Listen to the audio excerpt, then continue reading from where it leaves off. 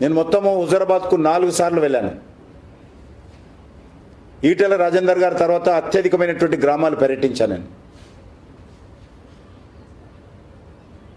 ప్రజలు అప్పుడే చెప్పారు ఎన్నికలప్పుడు, ముఖ్యంగా మాతృమూర్తులు, మహిళలు చాలా ధైర్యంగా స్పష్టంగా ఎన్ని డబ్బులు ఇచ్చినా, ఎన్ని అవరోధాలు ఏర్పాటు చేసినా, ఎన్ని నిర్బంధాలు పెట్టినా, ఎన్ని బెదిరింపులు గురి చేసినా మేము భయపడము, ఖచ్చితంగా ఈటెల రాజేందర్ని గెలిపించుకుంటామని మహిళలు గంటపథంగా చెప్పారు. సర్వేలో కూడా చూస్తే 60% పైన మహిళలు భారతీయ జనతా పార్టీని ఆదరించారు. పొదుపు సంఘాలకు తెలంగాణలో ఎక్కడి లేని విధంగా రాష్ట్ర ప్రభుత్వము ఇవ్వాల్సినటువంటి పావలా వడ్డీ ఒక హుజూరాబాద్లోనే బ్యాంక్ అకౌంట్లో వేశారు.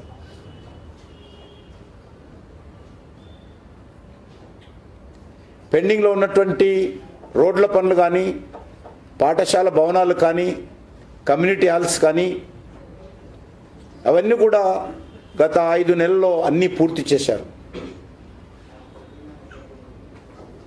రైతులకు ఇవ్వాల్సినటువంటి పావుల వడ్డీ కూడా ఇచ్చేటువంటి ప్రయత్నం చేశారు. సంక్షేమ కార్యక్రమాలు అయితే పెండింగ్లో ఉన్నాయో అవన్నీ ఇచ్చారు. రేషన్ కార్డ్స్ ఏవైతే ఉన్నాయో హుజూరాబాద్ కోసమే అకౌంట్ ఓపెన్ చేసి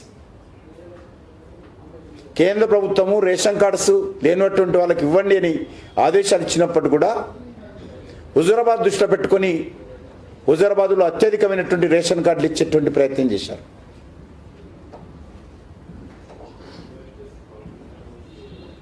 హుజూరాబాద్లో ప్రభుత్వ పరంగా చేయని కార్యక్రమం అంటూ లేదు. అడగడం ఒకటే పాపం. అడిగిన ప్రతి విషయాన్ని చేసేటువంటి ప్రయత్నం చేశారు. అడగనివి కూడా ఇచ్చారు. హుజూరాబాద్ కోసము ప్రత్యేకంగా వేలాది కోట్ల ప్రాజెక్టులు ప్రవేశపెట్టారు. కానీ ప్రజలు డాక్టర్ బాబాసాహెబ్ అంబేద్కర్ రాజ్యాంగ రూపకల్పనలో ఏదైతే ప్రజలకు ఓటు హక్కు ఇచ్చాడో గతంలో కూడా ప్రజలు అనేకసార్లు నిరూపించారు.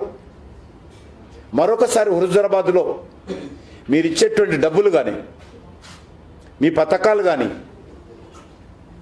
మీ బెదిరింపులు కానీ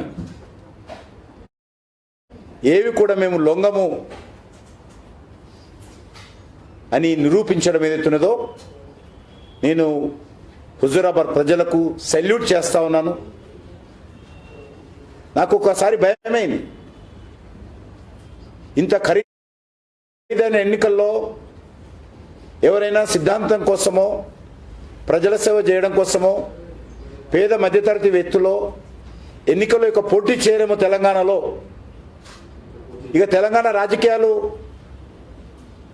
ఏ ఖరీదైనటువంటి ఎన్నికలుగానే ఉంటావేమో, ఎన్నికల్లో పోటీ చేయాలంటే, టీఆర్ఎస్ని ఎదుర్కోవాలంటే, కేసీఆర్ కుటుంబాన్ని ఎదుర్కోవాలంటే వాళ్ళలాగా 100 కోట్లు ఖర్చు పెట్టాల్సి వస్తా ఒక అసెంబ్లీ ఎన్నికల్లో, అది మనలాంటి వాళ్ళకి సాధ్యం కాదేమో అని భయపడ్డాను. కానీ ప్రజలు భయపడాల్సిన అవసరం లేదు. ప్రజలు ఆ రకమైనటువంటి డబ్బులకు మేము లొంగము, అనుకున్నటువంటి వాళ్ళని గెలిపిస్తామని చెప్పడం ఏదైతున్నదో నేను స్వయంగా తిరిగాను కాబట్టి, ఫీల్డ్ చూశాను కాబట్టి, అక్కడ ప్రతిరోజు అందరితో మాట్లాడాను కాబట్టి, అక్కడ ఏ రకమైనటువంటి నిర్బంధము, భయాన్ని ప్రజల మధ్యలో పెట్టి అధికార దుర్వినియోగం చేసి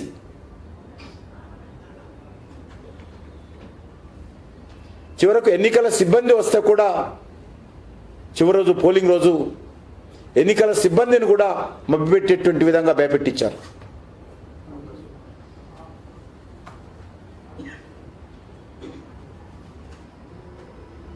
కాబట్టి అందుకే ఎన్నికలు ఎవరికైనా అంకితం ఇవ్వాలంటే, క్రెడిట్ ఎవరికైనా ఇవ్వాలంటే ముందుగా హుజూరాబాద్ ప్రజలకు ఇవ్వాలి. ఈటెల రాజేందర్ గారి పైన, భారతీయ జనతా పార్టీ పైన విశ్వాసం ఉంచి ఈ తీర్పు ఇవ్వడం ఏమవుతున్నదో నిజంగా డాక్టర్ బాబాసాహెబ్ అంబేద్కర్ సంతోషపడతాడు. నైతిక విలువలతో పనిచేసినటువంటి రాజకీయ నాయకులు కూడా సంతోషపడతారు ఈరోజు ఫలితాలు చూసిన తర్వాత. ఇది కుటుంబ పాలనకు ప్రజలు వ్యతిరేకంగా ఇచ్చినటువంటి తీర్పు. ధర్మము, నీతి, నిజాయితీకి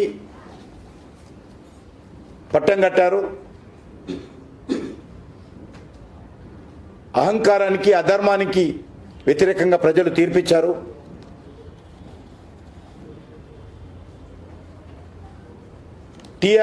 టిఆర్ఎస్ పార్టీ యొక్క, కేసీఆర్ గారి యొక్క చిత్తశుద్ధిని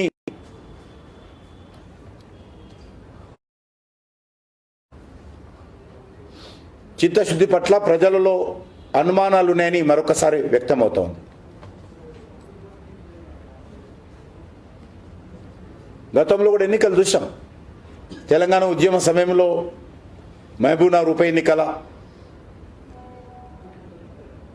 ఇటీవల దుబ్బాకలో జరిగినటువంటి ఉప ఎన్నిక, ఈరోజు హుజూరాబాద్లో జరిగినటువంటి ఉప ఎన్నికల్లో బీజేపీ గెలవడం ఎత్తున్నదో ఈ అభ్యర్థుల మీద, పార్టీ మీద విశ్వాసం ఉంటే ఎన్ని డబ్బులు ఖర్చు పెట్టినా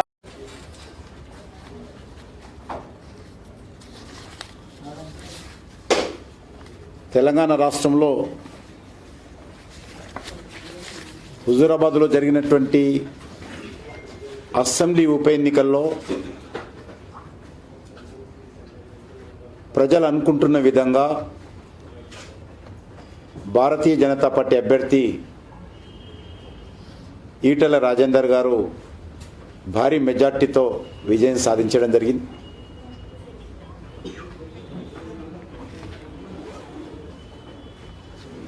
ఇప్పటివరకు అందినటువంటి వివరాల ప్రకారము 21,000 పైచీలకు మెజార్టీ